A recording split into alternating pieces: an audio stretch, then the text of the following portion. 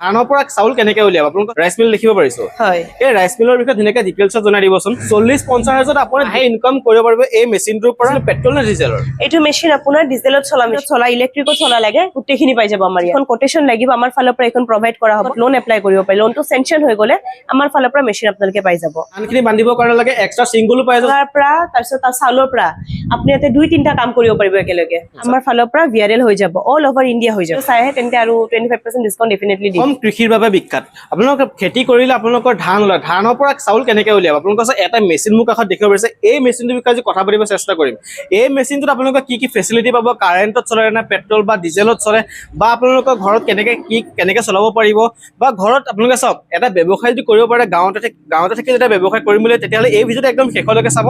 আৰু ইয়াত যদি ক'বলৈ ডাইৰেক্ট 25% আপোনালোকৰ ডিসকাউন্ট পাই যাব যেহেতু নতুন বছৰ আহিছে এই নতুন বছৰত আপোনালোকৰ 25% ডিসকাউন্ট এই মেচিনটো বুলি নহয় আপোনালোকে এভৰিথিং মেচিনত আপোনালোকৰ 25% ডিসকাউন্ট পাই যাব এগৰাকী মেম আছে মেম গৰাকী ধুনীয়াকৈ ডিটেইলছখিনি জানিব চেষ্টা কৰিম নমস্কাৰ নমস্কাৰ ভালে খবৰ আছো ভালে আচ্ছা আপোনালোকে চাওক অসমখনৰ কৃষিৰ বাবে বিখ্যাত ধান কৰাৰ পিছত চাউল উলিয়াব লাগে যেহেতু খেতিৰ সিজন চলি আছে দেখিব পাৰিছে আপোনালোকৰ এটা আহিলে এটা মেচিন ৰাইচ মিল লিখিব পাৰিছো হয় এই ৰাইচ মিলৰ বিষয়ে ধুনীয়াকৈ ডিটেইলছত জনাই দিবচোন আপোনালোকে যদি চাই আছে এইটো ৰাইচ মিল মেচিন হয় এইটো আপোনাৰ ডিজেলত চলা মেচিন হয় ওকে যদি আপোনালোকক লাগে যে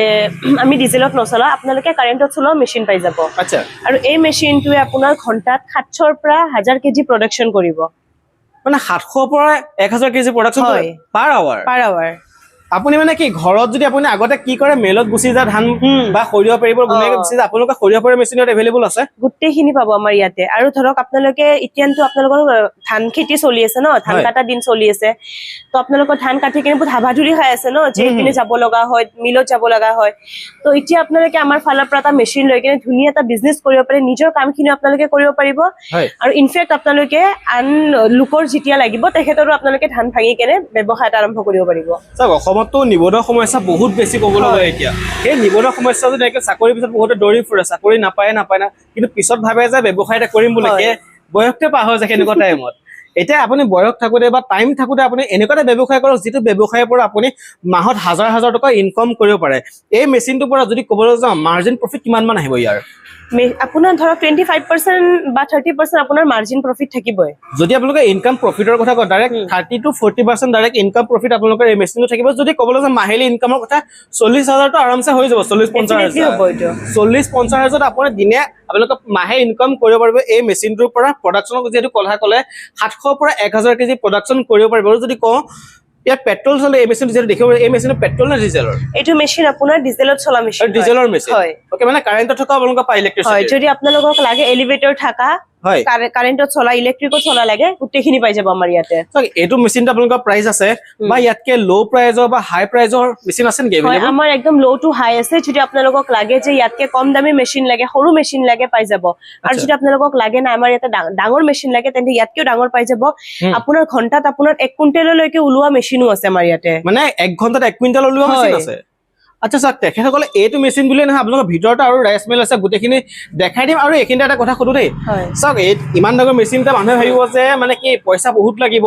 বা হাতত বা বহুত ভাবিব ব্যৱসায় কৰিবলৈ বহুত লাখ টকা গুচি যায় কিন্তু এই মেচিনটো আপোনালোকৰ সুবিধা কেনেকুৱা কি আছে হয় আপোনালোকে যদি ভাবি আছে যে মই এটা বিজনেস আৰম্ভ কৰিম কিন্তু কিছুমান এনেকুৱা হয় যে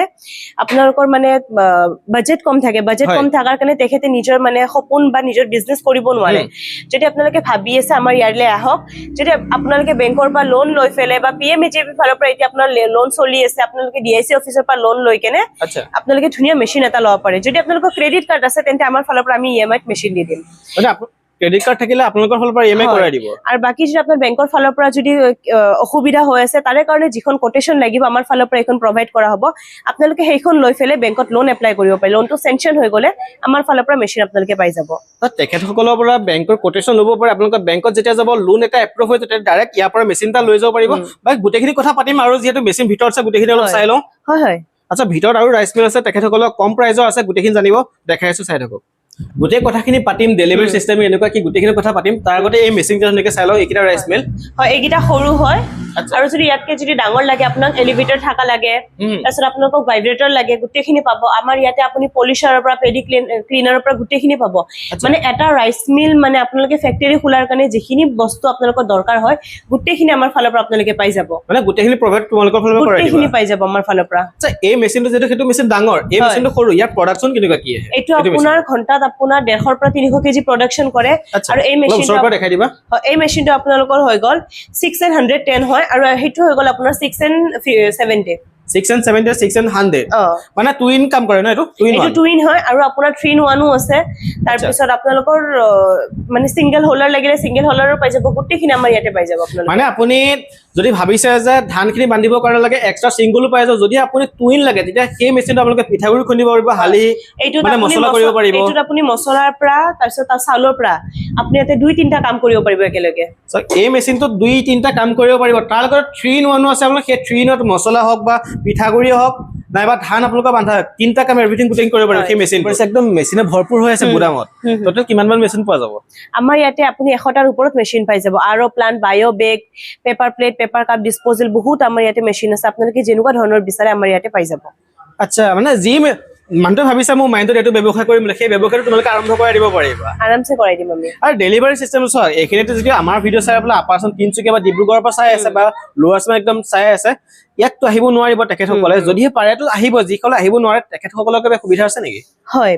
যিসকল কিবা অসুবিধাৰ কাৰণে আমাৰ অফিচত ভিজিট কৰিব নোৱাৰে আচ্ছা তেখেতে আমাৰ লগত স্ক্ৰিনত দিয়া নম্বৰত কন্টেক্ট কৰিলে হ'ল আমাৰ ফালৰ পৰা ভিআৰএল হৈ যাব অল ওভাৰ ইণ্ডিয়া হৈ যাব অল ওভাৰ ইণ্ডিয়া হয় মানে অসম বুলিয়ে নহয় গোটেই ইণ্ডিয়াত আপোনালোকৰ ডেলিভাৰী চিষ্টেম ৰাখি দিছে হয় চাওক অসম বুলিয়ে নহয় গোটেই অল ওভাৰ ইণ্ডিয়াত তেখেতসকলৰ ডেলিভাৰী চিষ্টেম আছে যদি আপুনি এই ভিডিঅ'টো অৰুণাচল বা মেঘালয় বা অসমত চাই আছে তেতিয়াহ'লে ধুনীয়াকৈ স্ক্ৰিনত দিয়া নম্বৰ এতিয়া যোগাযোগ কৰক যোগাযোগ কৰিলে আপুনি ইয়াৰ পৰা ধুনীয়াকৈ এটা মেচিন ক্ৰয় কৰি আপুনি নিজে ব্যৱসায় এটা আৰম্ভ কৰিব পাৰিব একদম ঘৰতে যদি ক'বলৈ যাওঁ ইয়াৰ গেৰাণ্টি ৱাৰেণ্টি কেনেকুৱা কি ওয়াৰেণ্টি 1 ইয়াৰ থাকিব আৰু 5 বছৰ সাৰ্ভিসিং থাকিব যদি 1 ইয়াৰৰ ভিতৰত মেচিনৰ যদি আপোনালোকে কিবা পাৰ্ট ওয়াইজ প্ৰবলেম পায় তেন্তে আফটাৰ 1 ইয়াৰ আপোনাৰ ৰিপ্লেস হৈ যাব আপোনালোকে এই মেচিনটো যে আপুনি ইয়াৰ পৰা লৈ যায় 1 ইয়াৰ আপোনালোকৰ ৱাৰেণ্টি পাব 5 বছৰ সাৰ্ভিস একদম ফ্ৰী নে হেতু ফ্ৰী সাৰ্ভিস একদম মানে 5 বছৰ কাৰণে একদম ফ্ৰী হিচাপত লৈ যাব পাৰিব এনেটো নৰমালি আমি 15% ডিসকাউন্ট দি আছো কাৰণে 25% ডিসকাউন্ট দি দিম আৰু যদি আপোনালোকৰ ভিডিও চাই আহে তেন্তে আৰু 25% ডিসকাউন্ট ডেফিনেটলি দি দিম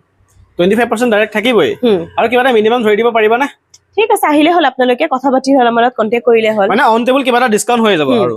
সো যেটো স্ক্ৰিনৰ ফোন নম্বৰ দিছে সেই ফোন নম্বৰ এতিয়া যোগাযোগ কৰক যোগাযোগ কৰিবলৈ ক'ব যে তাজিবোৰৰ ভিডিও চাইছে বুলি বা চেনেলৰ স্ক্ৰিনশ্বট এটা লৈ আহিলে 25% দিব তাৰ লগত অন টেবল আৰু কিবা এটা ধুনীয়াকৈ ডিসকাউন্ট কৰাই দিব আপুনি যদি ভাবিছে এটা ব্যৱসায় কৰিম বুলি এইটো স্ক্ৰিনৰ নম্বৰত যোগাযোগ কৰক ধন্যবাদ